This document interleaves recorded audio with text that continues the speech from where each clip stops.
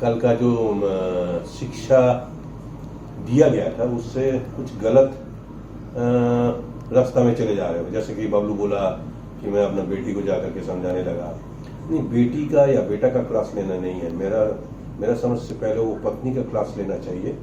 जिस पत्नी के पास में जब मैं जो भी बोल रहा हूँ वो पहले पत्नी के पास में जाना चाहिए। पत्नी उसको सुन करके या उसको देख करके पत्नी में कुछ सेंस जागरण होना चाहिए, जिस सेंस को लेकर के वो अपना अगला पीढ़ी को संभालेगा।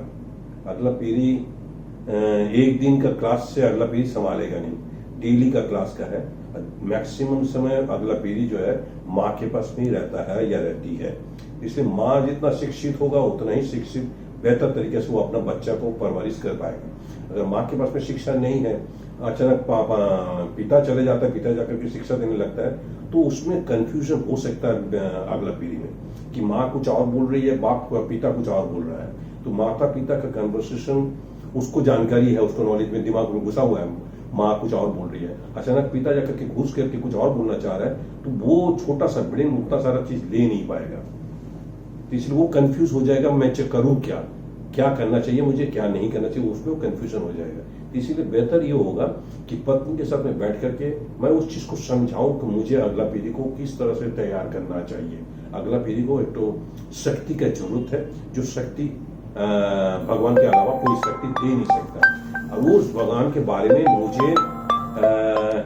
मुझे मतलब मैं एक स्त्री हूं, मैं एक पुरुष हूं, मुझे जानकारी नहीं है, ना पुरुष को जानकारी है ना स्त्री को जानकारी है। तो अगला पीढ़ी जो है वो बच्चा या बच्ची जो भी है उसको कैसे जानकारी हो सकता है। तो एक सत्संग करते करते वो जाना जा सकता है कि वो जो सर्वशक्तिमान है उसका शक्ति को मैं कैसे करके समझूं या कैसे करके अपना दैनंदिन जीवन में लेके चलूं। तो शक्ति है अपनी जगह पे, उसको पुकारने की जरूरत है और कुछ नहीं है। जैसे कि एक तो वाणी है ना, गुरु भगवान का रूप है, भगवान माने गुरु सत्य है, भगवान भी सत्य है, गुरु सत्य के प्रतीक है, भगवान भी सत्य के प्रतीक है। इस तरह से प्रतीक के बारे में बोला गया है। गुरु किसी भी गुरु के शक्ति को ऊपर में सभी का अधिकार है। तो ऐसा विशेष किसी लोग को ऊपर में गुरु शक्ति का अधिकार है, अब विशेष कुछ लोग को ऊपर शक्ति का अधिकार नहीं है, ऐसा समझना गलत है। कि पति को समझने का अधिकार है, पत्नी समझती नहीं, पत्नी के साथ में चर्चा नहीं करूंगा। नहीं, हमने जो चर्चा करके आया भैया जी से वही चर्चा मैं सुनूंगा, मैं अपने को चलाऊंगा। पत्नी तो बेचारा कुछ सुन ही नहीं रही है, वो आ नहीं पाती है, बात नहीं कर पाती है, मिल भी नहीं पाती है, तो वो अशिक्षित रह जाती है। अब शिक्षा देने जाओ तो तेज तरार होकर के शिक्षा देने जाओ वो भी चलेगा नहीं। प्रेम से बढ़िया से व्यवहार करते हुए शिक्षा बात करते हुए दैनंदिन जीवन में जैसा बात करता हूँ उस बात करते करते उस पत्नी को शिक्षा दिया जा सकता है। उस शिक्षा से अपने आप को वो शिक्षित करेगी, तब जाकर के वो अगला पीढ़ी को अच्छी तरह से संभाल पाएगी। अगर उसके पास वो शिक्षा नहीं रहेगा, पति अगर हमसे कुछ कर सुन करके चले जा रहा है और जाकर के पत्नी को कुछ और बता रही है, तो फिर वो पति उसको ले नहीं पाएगा, क्योंकि कम्युनिकेशन गैप हो जाएगा। वो कम्युनिकेशन गैप को मैं नहीं चाहता हूँ किसी भी तरह से कम्युनिकेशन गैप हो बिटवीन पति पत्नी एंड बिटवीन पति पत्नी के बीच जो गैप हो रहा है वो गैप तो ये अगला पीढ़ी जो है वो समझ नहीं पाई, वो कंफ्यूज हो जाएगा। वो कंफ्यूज होने से नुकसान मेरा है, क्योंकि मैं उसको सही राह दे नहीं पा रहा हूँ। पत्नी कुछ और बोल रही है, पति कुछ और बोल रहा है, तो इसमें कंफ्यूजन मुझे होगा कि अगला बच्चा लेगा कौन बात को, किसको मान्यता देगा। पिता को डरता है या पिता से डरती होगी, मम्मी से डरता होगा या मम्मी से डरती होगी, तो फिर तो दोनों का डर को हटाना होगा। डर जिससे भी डरता है या डरती है, तो उस डर को हटाने से, वो डर को मैं जब आपस में पति पत्नी बात करेगा तो निश्चित रूप से वो डर को हटेगा, वो डर को हटते हुए देखेगा। वो अगला पीढ़ी जब वो देखेगा कि मम्मी पापा आपस में बात कर रहा है, तो वो वाक्यालाप को भले उसको समझ में नहीं आया, लेकिन देखेगा दोनों एक दूसरे से प्रेम से बात कर रहे हैं। वो प्रेम एक तो संदेश अगला पीढ़ी के पास में जाना चाहिए कि प्रेम एक तो संदेश है। वो प्रेम से फिर जो भी निकलेगा, अगर पिता माता जो भी आपस में बात कर रहा है, अगर उस बात को अगर अगला पीढ़ी तक पहुंचाया जाए तो निश्चित रूप से वो बच्चा लाभान्वित होगा। लाभान्वित होने से वो जो परिवार है, छोटा सा परिवार है, पति पत्नी बेटा बेटी माँ बाप, वो परिवार निश्चित रूप से तो आनंद पाएगा और तो अच्छा जीवन अपने आप को दे पाएगा, अपना अच्छा पथ निर्दिष्ट कर पाएगा अपने लिए भी, अपना अगले पीढ़ी के लिए। अगर अगला पीढ़ी को अभी से शिक्षा नहीं दिया जाएगा, कल को अगला पीढ़ी को पकड़ना बहुत मुश्किल हो जाएगा। तब तक वो स्कूल से जो भी शिक्षा लेकर आ रहा है उसी को लेकर के बैठ जाएगा। बैठ करके हो सकता है डिप्रेशन में चले जाए, हो सकता है उसका सोच बदल जाए, हो सकता है वो गंभीर हो जाए। हंसता खेलता चेहरा वो गंभीर में बदल जाएगा, दुखी में बदल जाएगा, सब समय चिंतित रहेगा, या डिप्रेशन में हो सकता है डाउन हो जाएगा, शरीर अस्वस्थ हो जाएगा। तो ये सब अस्वस्थ का बीमार जो लक्षण हम लोग देखते हैं अगला पीढ़ी में, वो अस्वस्थ होता है उसका सोचने के कारण। वो स्कूल से कुछ और शिक्षा मिलता है, घर से कुछ और शिक्षा मिलता है, दोनों में कंफ्यूज हो जाता है। कंफ्यूजन के चलते वो ले नहीं पाता, जिसके चलते वो अस्वस्थ हो जाता है बच्चा। जब मैं उसको अस्वस्थ देखता हूं तो मैं इमीडिएटली सोचता हूं कि शायद उसका शारीरिक कारण से हो रहा है, लेकिन अक्सर देखा जाता है शारीरिक कारण कम रहता है, मानसिक कारण ज्यादा रहता है। तो इसको अगर ध्यान रखा जाए दिमाग में तो डेफिनेटली वो बच्चा भी ठीक होगा, पत्नी भी ठीक होगा, पति भी ठीक होगा। ये तो ज्वाइंट मिलन है, पति पत्नी, पिता माता बच्चा बच्ची, ये दोनों ये तो सामूहिक परिवार जो है इस सब जगह में सब घर में है। तो इसको अगर आपस में ठीक से रखा जाए, इसको आपस में मेल रखा जाए, तो उस घर में अशांति कभी नहीं आ सकता है। अगर अगला पीढ़ी जो कि बच्चा है या बड़ा शेप ले चुका है उसमें भी शिक्षा जा सकता है।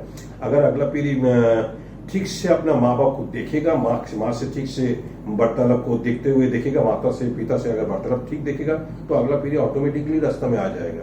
अगर माँ बाप में अगर आपस में कला है, क्लेश है, क्रांति है, क्रोध है, लोभ है, ईर्ष्या है, निंदा है, अगर ये सब में जब लोग आपस में लड़ते रहेगा तो अगला पीढ़ी वही सब सीखेगा। अगला पीढ़ी वो सब जाकर के सीख करके वही सब चीज वो समाज में देगा। तो समाज कहीं और से सुधारता नहीं, समाज घर से सुधरेगा।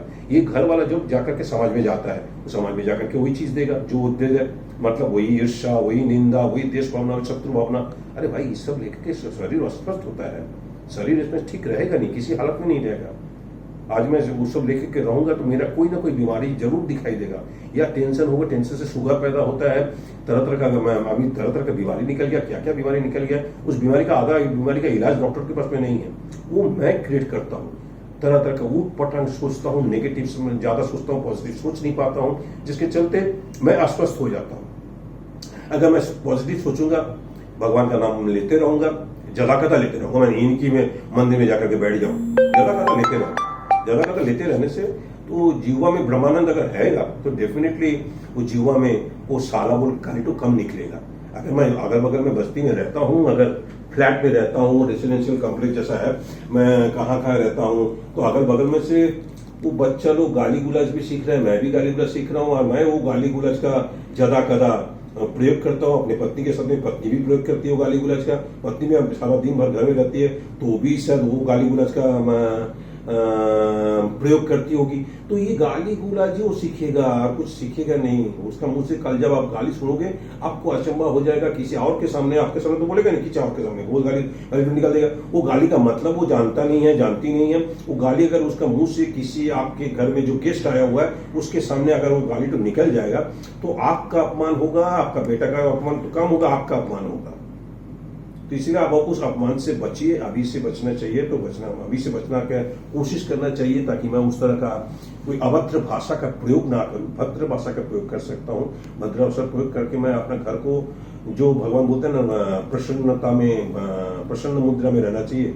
परिच्छन्न में क्या, परिच्छन्नता में भगवान विराजते हैं। तो परिच्छन्न तो मतलब क्या, वो साफ सुथराई निश्चित रूप से घर का साफ सफाई होना चाहिए। अरे मन का साफ सफाई तो होना चाहिए, मन में भी तो भगवान विराजमान करेंगे।